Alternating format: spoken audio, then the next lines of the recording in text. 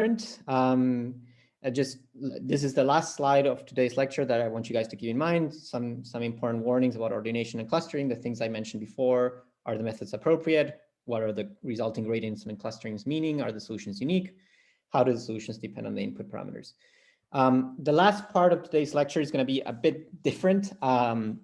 So in terms of the curriculum for today's lecture, you guys are done. There's no more topics that I'm supposed to teach you guys for today. But we still have 20 minutes. And for the next 20 minutes, I want to use this for something else. And you're free to leave if you don't want to listen to this. The thing is, today happens to be the first day of a series of events that are happening around the world, where scientists around the world are calling out governments about their inaction with regard to the ecological and climate crisis.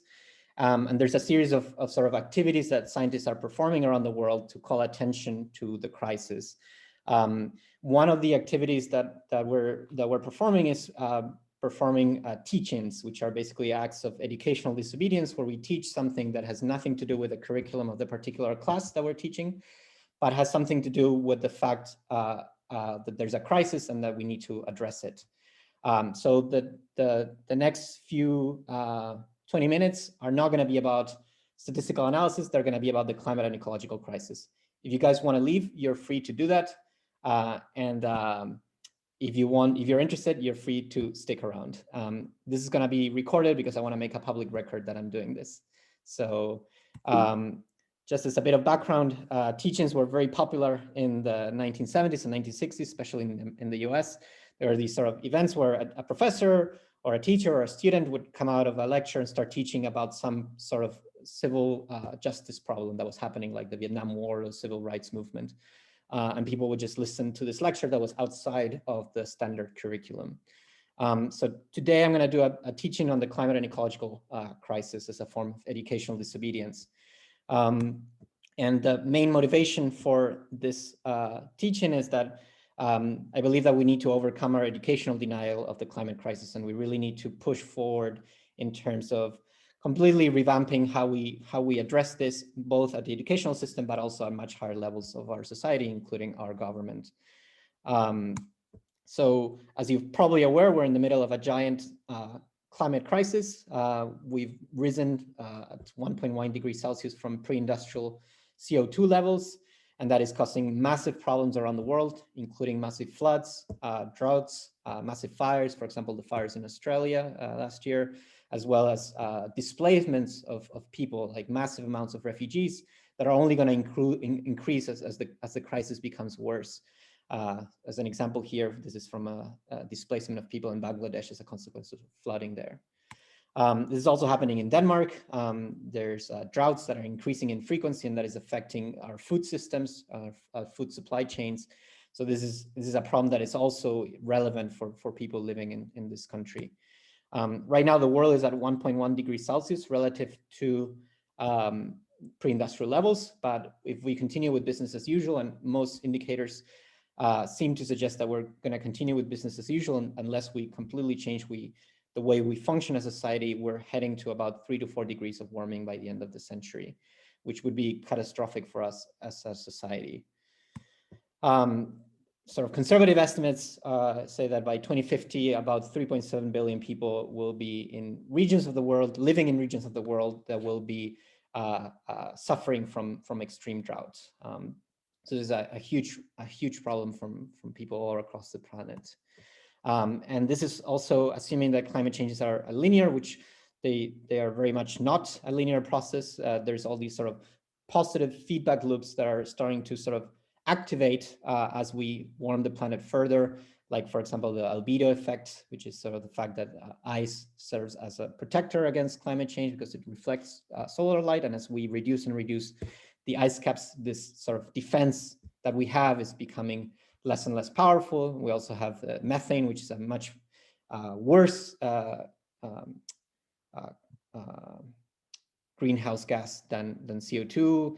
And there's a risk that we're starting to release methane deposits in the ice, in the permafrost, for example, in Siberia, which would even complicate the problem even further.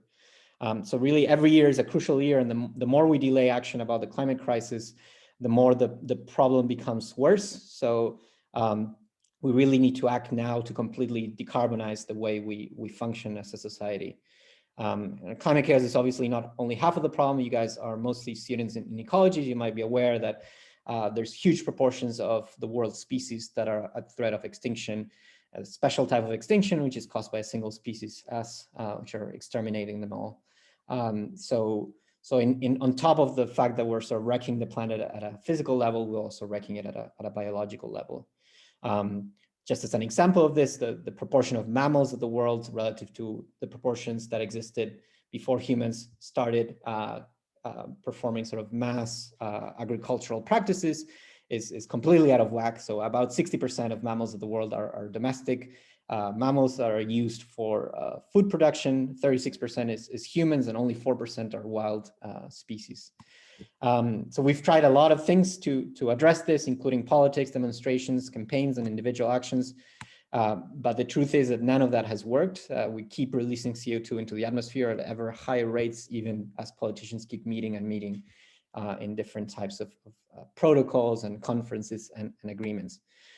Here in Denmark, we are not guiltless. There's a big proportion of emissions in Denmark that are coming from transport and burning of biomass that are not accounted by existing climate laws that are supposed to be acting to sort of mitigate the effects of the crisis. So the current climate law, the one that was passed over a year ago here in Denmark, only accounts for about half of Danish emissions. It doesn't account for the other half, emissions that are produced outside of Danish soil.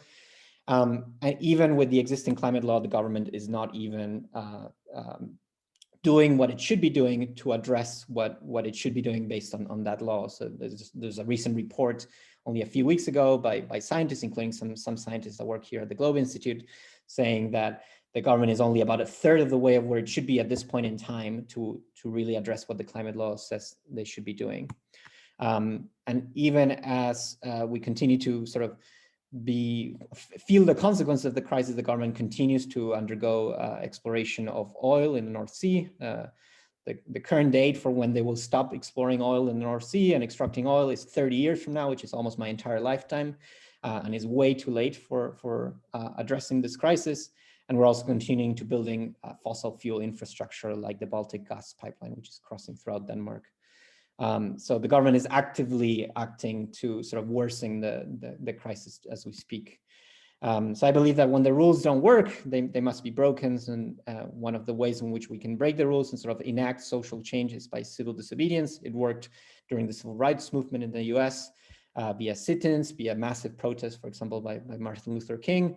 And also it worked, for example, during the Indian independence movement with Gandhi. It's also worked here in Denmark during the women's rights movements and the labor rights movements in the early 20th century, the way in which laws protecting women and protecting laborers were enacted were because the society was pressuring for this to happen via acts of civil disobedience, blocking streets, blocking government buildings. So there's different acts of civil disobedience happening all around the world, and they're increasing every year. There's a big movement called Extinction Rebellion that is pushing for civil disobedience as a way to address the climate crisis. And we believe that to actually have civil disobedience be an effective process, we think it has to be nonviolent, it has to be disruptive, it has to be massive, and it has to be fun. And so there's a lot of actions that people around the world are trying to enact in order to sort of create a mass movement and make the government address the climate crisis. There's been a lot of actions of civil disobedience around Denmark in the last couple of years, including blockades of streets, events by, for example, writers, famous Danish writers were blockading government buildings or media buildings to sort of force people to really address the crisis, just as they are addressing, for example, the COVID crisis. So there's a big movement that is emerging here in Denmark to address this, including a movement of scientists that are pushing for civil disobedience as a way of addressing the climate crisis. So I just wanted to share this link.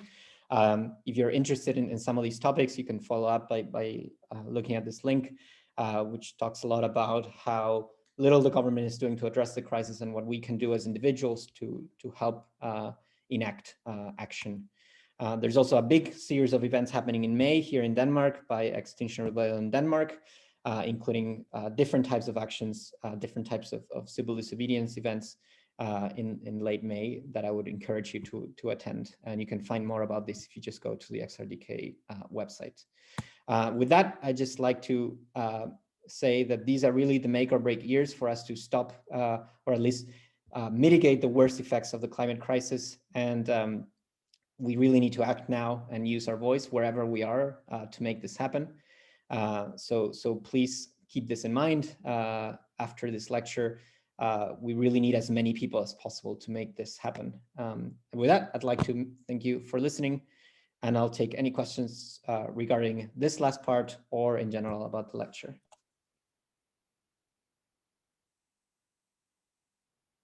Fernando, I think if this wasn't on Zoom but real life, I think you'll get an applause.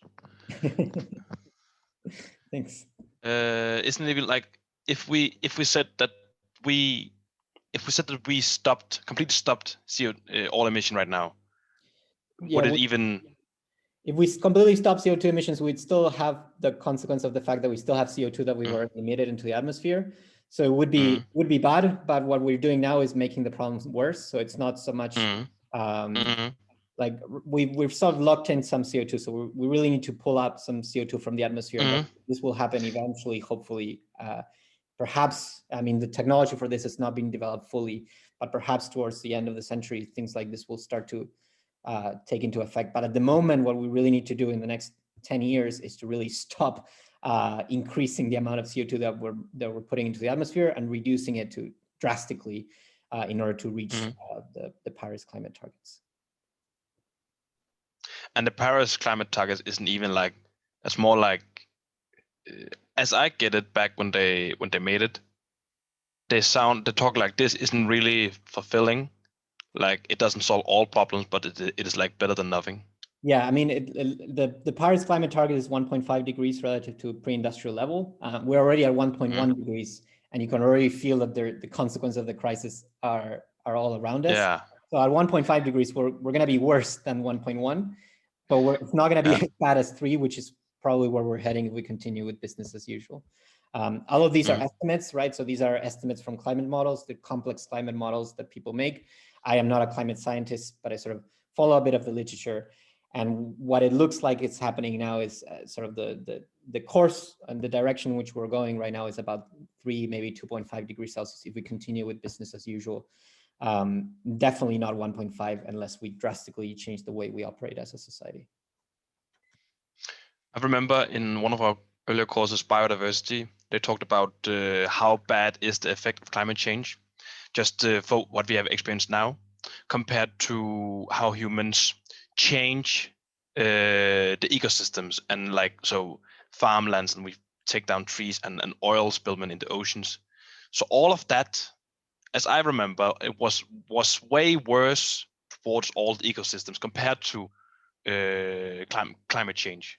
Climate change is bad. Not what I'm not saying. I mean, that's a good point. I think the two are very related, right? So like the more we destroy ecosystems, the more we reduce our capacity to absorb carbon into the atmosphere. So there's all these sort of like, I don't think it's valid to sort of separate climate crisis from the ecological crisis. They're very interrelated, and we're doing badly in both. And because we're doing badly in both, it's worse in both for the environment on a physical level and also on a biological level. But yeah, so the reason why we want to protect all these ecosystems is not just because it's a great thing, it's a beautiful thing to have natural ecosystems, but it's a line of defense against sort of the worst consequences of the climate crisis for us. Like we are dependent for it to our own survival. Yes. Many people just don't see that, but we are. Exactly. All our food supply systems, depend on things like insects pollinating flowers, things like this, and like we're like insects are going down quite dramatically. So at some point, this starts to affect the way we operate as a society. So if we don't stop it ourselves and sort of create the change that we need to create, eventually the nature will catch up with us and sort of force us to do that. So it's really a question of how fast we do this. before suffer the consequences. I have a few comments and questions if nobody else has. For sure. First of all, I would like to say both to you, Fernando, but also to the rest of you, I'm really proud to have Fernando as a close colleague, because I also feel that this is really, really important stuff. I'm just not as active as Fernando, unfortunately. I think many of us feel a little bit embarrassed about not being, doing enough in this regard, right? One thing, though, I would say is that this Corona crisis has shown, at least to me, that we as a society and as humans, we are actually willing to go pretty far. As long as it's, you could say, is coordinated or dictated from a central point, right? The problem here is that as it is now, it is to a large degree left to the single individual to take action, right? And that is really, really difficult. We know that, all of us, that it's really difficult to sort of say, no, I'm not going to fly anymore, and then just sit back and watch all your friends go nice places and post photos from tropical waters, right? And you have chosen not to do that, and you know that it has zero impact from one individual as such, but it might have an impact on sort of getting things rolling. But I'm really looking forward for the government and or the global community to take action from above, you could say, right? So along those lines, Fernando, what do you think is the most important or influential way of getting this evident to those taking the decisions, you could say? Yeah. Okay. I'm gonna. I think I have two answers. I'm gonna start with the first one, which is about sort of individual versus system change. I think it's true, right? So a lot of the things that we feel like ashamed or embarrassed, it's because sort of the system is forcing us to take individual actions that are sort of counter to the crisis. What I would say to that is that I don't think that the individual versus the system approach are separate, right? So I think we can push for systems change while also taking individual actions, and I think the two sort of feed on each other. I feel like I haven't flown due to work reasons for the last 2 years, not just because of the crisis, but because I had chosen before not to fly. And I feel like it empowers me more to be able to convince people that this flying is not something we should be doing on a systemic level if I am not myself flying, as an example. Same thing with other types of things, like pursuing a vegetarian-based diet or things like that. So I think we shouldn't feel ashamed because the system is forcing us to take these decisions, but at the same time, we should be pushing both for system level change and using individual actions as a way to empower us to further push for system change. The other thing regarding sort of political inaction, we think that at least within the sort of the civil disobedience movement and Extinction Rebellion, we think that a lot of the lack of action comes because politicians are sort of thinking on the short term, right? So you want to get elected for maybe the next 4 years, and you don't really care what's going to happen 10, 20 years from now. We think that one way of sort of diffusing this problem is by improving the ways in which citizens can sort of influence the democratic process via deliberative democratic operations. For example, things called citizens' assemblies, which are these assemblies of random citizens which meet together, talk about a topic, and then provide either binding or non-binding recommendations to the government. We are pushing for a binding citizens' assembly. So it's a citizen assembly of random citizens from all kinds of backgrounds, political, economic, religious, social backgrounds, that meet together and provide binding sort of measures that the government then implements. And that would be a way of sort of diffusing the problem that politicians are mostly sort of looking at the short-term change, whereas what we need here is sort of very long-term, or not even very long-term, just long-term thinking. Yeah, I think Thomas had a point. And guys, yeah, I had a point. Before that, if you guys want to leave, I don't want to force you guys. So I'm happy to stay, but it's past noon. So if you're hungry, feel free to go. Thomas. I had a fun point about, because the Corona crisis. Okay, so climate change, very bad, and all governments, all the world's like, yeah, well, we'll do it later. We think about it. Plenty of years, and then Corona comes, and then, because that is a crisis right now and it's affecting right now, and then the governments take responsibility And why they do it, there can be many reasons why. And then takes it, and then people. So citizens, many citizens, that's not dangerous. They don't want to take that seriously, but they do want to take. Yeah. So it's fun, like how we react to things that if something is very far away for us, and we personally feel, I personally don't feel affected by this, then I don't need to take it seriously. Facts, what is facts? I don't care about facts. But it's also the phrasing, right? So thinking like the climate crisis is something that happens after it's something that's happened concurrently with the COVID crisis. It's sort of, the phrasing is important because so like the government is saying, okay, first we take care of the COVID crisis, then we take care of the climate crisis. But they could have, for example, there's a lot of money that has been put into companies now to sort of like restart them after the COVID crisis. And there could have been a lot of sort of sustainable investment that could have happened that didn't happen as we were investing sort of to like restart companies or restart economic activity after the crisis. There's also the way we talk about sort of the good thing being that there's more and more economic activity. There's the measure of our well-being shouldn't be how much economic activity there is. It should be basically measures of well-being, like how happy we are we employed, are we receiving a living wage. And so there's sort of a lot of the ways in which we talk about these crises and the solutions to the crisis sort of forces into thinking about like these are separate things that when first we deal with one thing and then we deal with another thing. And then if you want to really link the two, like there's a lot of evidence that as there's climate change sort of gets worse, there's a lot of evidence that it's sort of like tropical diseases will move to new environments that they weren't there before. The destruction of habitats is also forcing more zoonotic events between humans and animals that weren't happening before. So a lot of these things, even though again they seem unrelated, they're actually quite related to each other.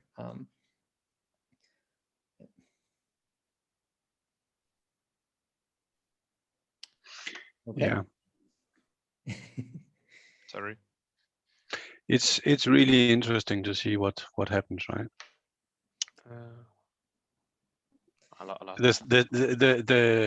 It is a major, you could say, mind fuck as well Thomas indicated. Even though that we stopped right now, there are still the feedback loops that will. So we will continue to have warming even if we did the perfect thing right now, right? So ideally, we would also have to invent ways of getting rid of the carbon dioxide in the atmosphere already, right? As I get it, like we can't. If we're talking about we want the world to stay as it was in the 80s or the 50s or before the Industrial Revolution, like that's even before then we fucked up the ecosystems back in the when. But I think you need to link or yes, the ecological crisis and the climate crisis in a case like that. I mean, we can never go back to pristine nature, of course. Well, we can. It takes a million years, but I mean, in some cases we can if we let it, like if we stop destroying the actively nature. But one thing I want to say is yes, the carbon capture technologies are going to be necessary, but they're all conditional on us decarbonizing quickly now, right? So like if we don't decarbonize quickly now, we're looking at sort of massive amounts of carbon capture that are completely unrealistic by the end of the century. So even though it's true that in order for us to get to the industrial levels, some amount of carbon capture will have to happen. If we don't decarbonize quickly now, all that will be pointless. So yeah. So another interesting thought. I mean, people must surely have been thinking about that, although I haven't really looked into it. But let's just assume we continue with business as usual, right? Then the crisis as such is not something that hits full blown within 80 years, right? It will be something that escalates over the years, right? Which also gives us some time to, you could say, react on it, right? So adapt to a change that is inevitable. I mean, it's inevitable, but it might be really bad or not so bad, or it might be really bad or extremely bad. I don't know how to grade it, right? With the but I mean, it's true. But what is the perspective? Yeah, what is the perspective of dealing with it? You could say. Do you know that? Of like cohabiting with the climate crisis, you mean? Yeah, I mean, accommodating to it. I mean, changing our ways of you could say living just in response to a. I think that's sort of my guess is like Denmark would be, of all the countries, the least affected. It will be definitely affected by the climate crisis. But at the same time, we also have to think about the fact that like, countries in the global south will not have the resources to adapt in the same way as we do, right? So, and we as like the most sort of carbon intensive societies are the ones that are producing this activity. So it's a bit unfair to say we'll adapt when we are the ones that are mostly causing the problem, but the ones that we actually. I was actually thinking that if we as a global community took responsibility of just reacting, right, on what's going to happen. Let's say we did that as a altruistic effort, right, and not just left it for those that would be most affected. I'm not sure. I mean, is it at all possible to counteract the effects in those regions that will be affected by drought and stuff like that? The cheapest way of doing this is by decarbonizing, right? So like we're looking at millions and millions of dollars invested. Like the more we worsen the problem, the worse the problem is, right? So I think the first thing we need to do is start decarbonizing, and maybe after that, after we've taken that as step as a society, we can start thinking about, okay, how do we correct the mistakes of the past? But we can't start thinking about this if we're still making the problem worse and worse every year. Andreas. Yeah, Andres. Yeah, so I'm all for that. Like we need change, and it's super important. What is the solution then? So like what is the? I know we need to decarbonize, but still, like it's such a big, like I feel like it's too easy to say we just need to change something, because it's gonna like go down through like is our society even like geared for the major change that we want that fast? I know it's important, and I'm all for it, but I feel like there's a big yes, that's a very good point. And I don't want to go too deep into like the solutions exist, but like a lot of it is first obviously investment in sustainable energy production. At the same time, we also have to change, first of all, the way we operate, for example, transport, a lot more public transport to reduce emissions by private vehicles. A lot of it is like, what are the measures of like the well-being of an economy that we're considering? At the moment, we're considering well-being of an economy is when an economy is growing, but at this point it's grown way beyond the measures that the earth can support. So if we keep just using economic growth as a measure of success, we're going to just keep making the problem worse and worse. So just changing the ways in which we think about how we are doing something correctly versus incorrectly. And a lot of that will involve, for example, degrowth of massive industries that are polluting the planet right now. A lot of sort of localization of food production, right? So it doesn't depend on like massive transport producing massive amounts of CO2. There's a ton of solutions, and I don't want to go too much into the solutions because the solutions exist and the politicians know what the solutions are. The problem is more lack of action than the individual solutions. And I think it's up to whatever political assemblies end up sort of creating change. If we manage to do this, they are the ones that are going to be sort of discussing what should be the solutions. I guess my point with this teaching was not so much to explain so much what the solutions are, but to address the fact that even with a lot of solutions that already exist, they are not being implemented. I'll take Thomas, and then I think I'll close it. But if you want to find more about this, please visit the XRDK website. That has a lot of information. We also organize a lot of events where we talk about a lot of these issues, including sort of like how we can enact change, how we can organize, what types of societies we're looking at in the future, how we can coordinate with other movements to bring this about. So I encourage you to visit the Facebook page for XRDK and the website. I'll take Thomas's point, and then I think I'll close after that. I couldn't stop thinking about that the corona crisis is a good perspective of how you as a society should handle such a crisis. So for example, the government has for many years, we don't want to invest so much money into climate change because we cannot afford that. Then corona crisis come, and so you are able to invest vast amounts of money into it to change a lot of industrial stuff and business and all that. It just have a price, and that is to a big debt on our society, but it would pay off in the end, just as it pays off that we help our society to get through corona crisis. And it will also probably like animal production, food, fur, the mink industry. industry. They just said we'll shut down the main industry in Denmark, and we talk about, but then people lose their jobs and they don't know what and their way of life. I remember many people. I heard a story that a person, he killed himself because he had to take down his mink farm because he couldn't handle it, and that was his world, and his mind couldn't handle that. And that's just explaining that is the consequences. But that is also like it is either pest eller cholera. Yeah, I mean, I think that's true. Like a lot of people sort of depend on carbon intensive industries for operations, and I think that's where the government should step in and say, you're not going to lose your livelihood. We're just going to change the way we operate as a society. So yeah, and it's true. The COVID crisis has shown that we can take like massive changes if we face with a crisis, and we can also report on the crisis. Like there's news about Corona every day. There's not news about climate change every day. And it's like the way we talk about climate change is definitely nowhere near the way we talk about COVID.